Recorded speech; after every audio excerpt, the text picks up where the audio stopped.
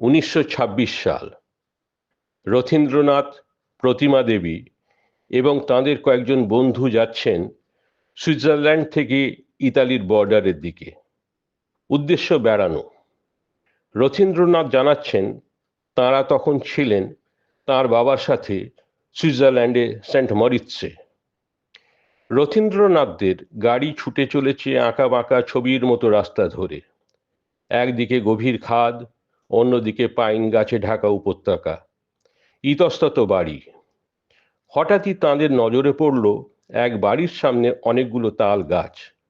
এই বিদেশ বিভুঁইয়ে ইউরোপের প্রত্যন্ত জায়গায় তাল গাছ। দাঁড়িয়ে পড়লেন তারা সেই বাড়ির সামনে।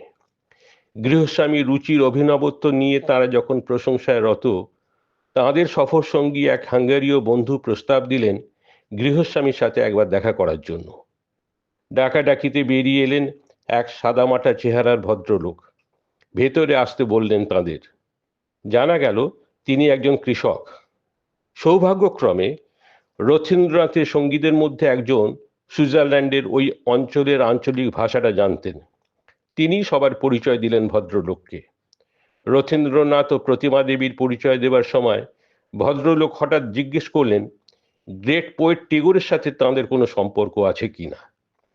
তাঁরা রবীন্দ্রনাথের পুত্র ও পুত্রবধূ শুনে উত্তেজনায় থরথর করে কাঁপতে কাঁপতে বাড়ির ভেতর দৌড়ে ঢুকে গেলেন আর ফিরে এলেন বোনকে নিয়ে। তারপর রথীন্দ্রনাথ ও প্রতিমা দেবীর হাত ধরে প্রায় টেনে নিয়ে গেলেন বাড়ির দোতলায়।